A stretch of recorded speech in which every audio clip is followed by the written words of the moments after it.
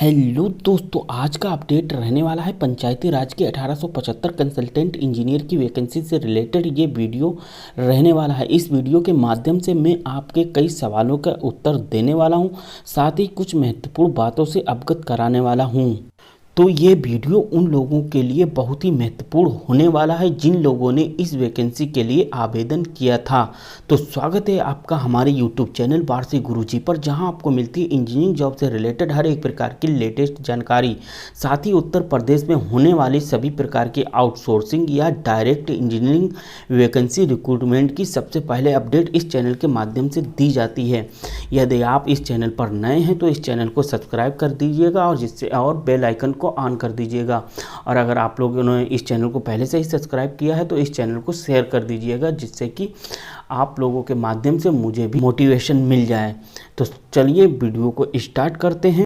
जैसा कि आप लोगों ने मेरा थंबनेल देखा हुआ है, यहाँ पर मैंने 4 क्वेश्चनों को लिखा हुआ है, जिससे कि इसमें पहला क्वेश्चन है कितने लोगों ने ज्वाइन किया है, क्या सेकेंड लिस्ट भी आएगी। तीसरा क्वेश्चन था महीने में कितने रुपए तक मिल पाएंगे, क्योंकि यहाँ पर कोई भी सैलरी या मानदेय नहीं दिया गया है। तो यहाँ पर कुछ बच्चे बहुत ही कंफ्यूज हैं कितने रुपए मिल पाएंगे और यहाँ पर क्या क्या काम करने पड़ेंगे। तो ये मेन क्वेश्चन थे जो लिखे हुए मैंने थंबनेल पे। इसके अलावा कई सारे क्वेश्चन हैं जो आपके मन में हैं और उठ रहे हैं, उन सभी क्वेश्चनों का जवाब इस वीडियो के माध्यम से मिलने वाला है। तो जैसा कि मैं आप लोगों को अवगत करा दूं कि आप लोगों को पता होना चाहिए कि पंचायती राज विभाग उत्तर प्रदेश में अभी तक इनकी कोई भी इंजीनियर नहीं थे। इनके जितने भी काम होते थे, जितने भी वर्क होते थे, वो RES, PWD और इरिगेशन, मतलब जो उत्तर प्रदेश के और इंजीनियरिंग डिपार्टमेंट है उनके थ्रू दिखाए जाते थे और उनके थ्रू ही यहाँ पर काम होता था, जिससे कि इसमें बहुत ही कामों में देरी हो जाती है। इसी को मद्देनज़र रखते हुए यहाँ पर इन्होंने वैकेंसी निकाली और प्रथम बार अपने जो 1875 इंजीनियरों को सिलेक्ट करके ये प्रथम बार यहाँ उत्तर प्रदेश में इन्होंने चयनित किया है। और आप लोगों को ये भी जानकारी होना चाहिए जो यहाँ पर जो चयनित हुए हैं लोग हैं, तो वो 1875 के जो लोग हैं तो उसमें लगभग ये मान के चलिए 80% लोग बीटेक वाले ही चयनित हुए हैं। जो 20% जो डिप्लोमा वाले हैं वो मोस्टली लड़कियां ही सिलेक्ट हुई हैं। तो यहाँ पर जो है डिप्लोमा का जो बॉयज़ थे उनके सिलेक्शन कम हुए हैं, मतलब नाम मात्र हुए हैं। तो मैं पहले आप लोगों को ये सिलेक्टिंग जो लिस्ट आई है इनकी वो दिखा देता हूँ। तो इससे पहले मैं आप लोगों को कुछ आर्टिकल दिखाता हूँ न्यूज़पेपर के। यहाँ पर जो आर्टिकल निकाले गए हैं वो मैं आप लोगों को दिखा देता हूं, जिससे कि मतलब इतनी बड़ी वैकेंसी है कि सभी लोगों ने अपने डिस्ट्रिक्ट में अलग अलग आर्टिकल निकलवाए हैं। तो जैसे पंचायती राज विभाग को मिले 25 नए जेई, तो यहाँ कहीं पर जूनियर इंजीनियर की औहदा दिया गया है और कहीं पर इन्होंने मतलब कंसल्टेंट इंजीनियर बनाया है और कहीं पर ये खाली एस्टीमेट, जैसे कि यहाँ पर जो स्टार्टिंग में एडवर्टाइजमेंट था कि हम लोग सिर्फ एस्टीमेट और MB बनाएंगे, तो वहाँ पर एस्टीमेट MB के बारे में बोला गया है। तो हमीरपुर में पंचायती राज विभाग को मिले 25 अभियंता, इन्होंने आर्टिकल दिया हुआ है। वही बात कर लेते हैं बस्ती की, तो जनपद को मिले 25 अवर अभियंता बोला गया है।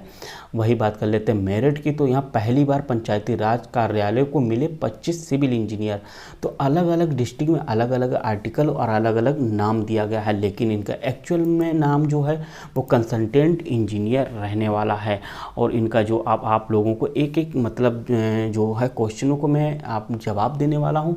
तो पहले तो मैं आप लोगों को बता दूं कि अगर आप लोगों ने अपना नाम नहीं चेक किया है, अगर आप लोगों को रिजल्ट देखना है, तो आप यहाँ पर जब पंचायती राज विभाग उत्तर प्रदेश के होम पेज पे आएंगे तो यहाँ पर आप देखेंगे आर्किटेक्ट और कंसल्टेंट इंजीनियर इम्प्लीमेंट हेतु चयनित अभ्यर्थियों की सूची। ये इस तरीके की लाइन चल रही होगी। तो आप यहाँ पर अगर रिजल्ट देखना चाहते हैं तो यहाँ पर सिलेक्ट कर देंगे। सिलेक्ट करने के बाद आपके सामने कुछ इस तरीके की लिस्ट ओपन हो जाएगी। तो जो अल्फ़ाबेट के माध्यम से पूरी लिस्ट दी हुई है, यहाँ पर जैसे एक डिस्ट्रिक्ट में 25 हो गए हैं, जैसे आगरा तक 25 हो गए, तो यहाँ पर 25 कैंडिडेट का दे दिया गया है विवरण। फिर वहीं से दूसरी डिस्ट्रिक्ट शुरू हो जाएगी और यहाँ पर लगभग 1875 कंसल्टेंट इंजीनियर ये वाराणसी तक हो जाते हैं। तो आप लोगों को एक और महत्वपूर्ण जानकारी दे दूं कि हर एक डिस्ट्रिक्ट में लगभग 25 में से 5 लड़कियों को सिलेक्ट किया गया है, जिसमें कंसल्टेंट इंजीनियर, आर्किटेक्ट दोनों लोग मतलब दोनों क्वालिफिकेशन वाली लड़कियां रखी गई हैं। और मोस्टली जो डिप्लोमा बेस पे यहाँ पर सिलेक्शन हुए हैं वो लड़कियों के ही हुए हैं। तो आ जाते हैं कि कितने लोगों ने अभी तक ज्वाइन किया है। मिली जानकारी के अनुसार आज जो हमारे पंचायती राज विभाग उत्तर प्रदेश के डायरेक्टर जी हैं, यानी कि निदेशक पंचायती राज उत्तर प्रदेश श्री अनुज कुमार झा जी ने आज सभी डिस्ट्रिक्ट के जो 75 डिस्ट्रिक्ट हैं उन सभी के डीपीआरओ और जो भी पंचायती राज के विभाग के अधिकारी हैं उनसे मीटिंग की और उस मीटिंग में कड़े आदेश दिए हैं कि जल्दी से जल्दी आप लोग सभी कंसल्टेंट इंजीनियर की ज्वाइनिंग कीजिए। और यहीं से पता चलता है कि यहाँ पर जो अभी तक ज्वाइनिंग हुई है लगभग उत्तर प्रदेश के सभी जिलों में कंसल्टेंट इंजीनियर की मतलब जो भी अनुबंध था वो फिल कराया जा चुका है। लगभग इसमें अगर मैं आप लोगों को एवरेज बताऊं तो एवरेज डिस्ट्रिक्ट निकल के आ रहा है कि एक डिस्ट्रिक्ट में 15 लोग यहाँ पर इंटरेस्टेड हैं इस वैकेंसी के लिए। तो यहाँ पर प्रत्येक डिस्ट्रिक्ट में कहीं ना कहीं कुछ पद खाली रह जाते हैं। जैसे कि मान लीजिए मैक्सिमम जो ज्वाइनिंग हुई है जो हमारी यहाँ पर 21 लोगों ने ज्वाइन किया है एक डिस्ट्रिक्ट में, और जो मिनिमम ज्वाइनिंग हुई है एक डिस्ट्रिक्ट में तो वो 11 लोगों की है। तो एवरेज में अगर 15 लोग ज्वाइन कर रहे हैं तो यहाँ पर कई सारे पद खाली हो चुके हैं, मतलब खाली रह जाएंगे। तो यहाँ पर कहीं ना कहीं एक मतलब क्वेश्चन उठ के आता है कि सेकेंड लिस्ट आएगी तो ये पॉसिबिलिटी बढ़ सकती है कि यहाँ पर सेकेंड लिस्ट भी आ जाए, क्योंकि यहाँ पर जो ज्वाइनिंग कैंडिडेट रहने वाला है मेरे हिसाब से यहाँ पर लगभग 1200 लोग ही ज्वाइनिंग करेंगे। तो ये तो आ गई है सेकेंड लिस्ट की। तो प्रायोरिटी बात करें तो यहाँ पर लगभग उम्मीद की जा सकती है कि 70% है कि दूसरी भी सेकेंड लिस्ट आएगी। इस सेकेंड लिस्ट में कौन लोग आएंगे, तो यहाँ पर इस सेकेंड लिस्ट में डिप्लोमा वाले लोग बिल्कुल उम्मीद ना करें, क्योंकि यहाँ पर जो सबसे ज़्यादा 10 नंबर का फ़ायदा मिला हुआ है डिग्री वालों को, तो उसकी वजह से यहाँ पर डिग्री ही वाले लोग ही सिलेक्ट हुए हैं और उन्हीं लोगों को फिर से लिस्ट में के माध्यम से फिर से लाया जाएगा। तो यहाँ पर कहीं ना कहीं डिग्री वालों के लिए फिर से एक चांस सेकेंड लिस्ट में बन जाएगा। और यहाँ पर बात कर लेते हैं कि मतलब महीने में कितने रुपए मिलेंगे, तो बात कर लेते हैं रुपए के। तो यहाँ पर जैसे कि अगर आप लोगों ने एडवर्टाइजमेंट देखा हुआ तो यहाँ पर साफ साफ इन्होंने लिख दिया था कि आप लोगों को यहाँ पर हम जो सैलरी रहेगी, सैलरी या मानदेय कुछ भी नहीं देने वाले हैं, मैं आप लोगों को सिर्फ 2% देने वाला हूँ। 1% आपको डिजाइन एंड एस्टीमेट का मिलेगा और 1% आपको MB का दिया जाएगा। तो इसके माध्यम से आप लोगों को 2% दिया जाएगा, जिसकी वजह से कई लोग यहाँ पर मतलब स्टूडेंट है जो ज्वाइन नहीं करना चाहते, वो सोच रहे हैं कि 2% में क्या होने वाला है। कई लोग ऐसे लोग हैं जो अच्छी कंपनियों में जॉब कर रहे हैं जिनकी सैलरी 50,000 प्लस है, तो वो भी लोग यहाँ पर ज्वाइन नहीं करना चाहते हैं। तो मैं आप लोगों को कुछ एक ओवरव्यू दे देता हूँ कि यहाँ पर आप लोगों की सैलरी कितने रहने वाली है। तो पहले आप लोगों को पता होना चाहिए पंचायती राज विभाग में क्या क्या काम अभी चल रहे हैं। तो जैसे कि यहाँ पर सबसे बड़ा जो काम चल रहा है हर एक पंचायती राज में अंत्येष्टि स्थल, यानी क्या ये एक जब मतलब क्या बोल सकते हैं हम यहाँ पर शोक गृह कह सकते हैं, तो ये हर एक पंचायती राज में बन रहा है। तो इसके अलावा यहाँ पर आप देख पाएंगे कि ग्राम पंचायत विकास योजना, मतलब सब पंचायती जितने भी गांव हैं उन सभी की एक ग्राम पंचायत बनाई जाएगी, ये भी पंचायत राज के ही अंदर आएगी। और यहाँ पर पंचायत भवन, जैसे कि मैंने बताया, बहुउद्देशीय पंचायत भवन भी बनाए जा रहे हैं। एक पंचायत भवन होगा, एक बहुउद्देशीय पंचायत भवन बनने वाला है। उसके अलावा यहाँ पर कई सारे और भी जो चल रही हैं, जैसे कि आप लोगों ने देखा होगा कि शौचालय बन रहे हैं, कॉलोनियाँ आ रही हैं, कई सारे यहाँ पर पंचायती राज के काम होने वाले हैं। अगर आप एक प्रत्येक काम को यहाँ पर 2% के हिसाब देखेंगे तो आपकी जो सैलरी होगी वो 30,000 प्लस, लगभग इससे भी ज़्यादा आपकी महीने में आसानी से सैलरी बन पाएगी। तो यहाँ पर आप लोगों को बिल्कुल नहीं घबराना है और आप लोग ये मान के चलिए कि आपकी जो मंथली सैलरी रहने वाली है वो 30,000 से ज़्यादा सैलरी बनने वाली है। और यहाँ पर कोई भी लिमिट नहीं है कि आप लोग कितनी भी सैलरी बना पाएंगे। तो यहाँ पर बहुत ही अच्छी सैलरी रहने वाली है, बिल्कुल घबराने वाली बात नहीं है। अब जो हमारा एक क्वेश्चन आ रहा था कि जो हमारी लिस्ट आएगी कि सेकेंड लिस्ट आएगी तो यहाँ पर पॉसिबिलिटी बढ़ जाएगी, क्योंकि यहाँ पर सेकेंड लिस्ट आने की भी चांसेस हैं। अब आ जाते हैं कि क्या क्या काम करना पड़ेगा। तो जैसे कि आप लोग देख पा रहे हैं कि एडवर्टाइज में इन्होंने सिर्फ दिया है एस्टीमेट करना है और MB तैयार करना है, लेकिन आप लोगों को पता होना चाहिए कि इन 2 कामों के अलावा भी आप लोगों को कई सारे काम करने पड़ेंगे, क्योंकि DPRO के आप मतलब जो आप लोगों को हायर कमांड रहेगी डीपीआरओ रहेगा, और डीपीआरओ जो चाहेगा वो आप लोगों को काम करने पड़ेंगे। लेकिन जो आप लोगों को वर्क ऑर्डर रहेगा वो उसमें 2 ये काम दिए जाएंगे, इसके अलावा भी आप लोगों को कई सारे काम करने पड़ सकते हैं। अब बात कर लेते हैं क्या क्या काम होंगे।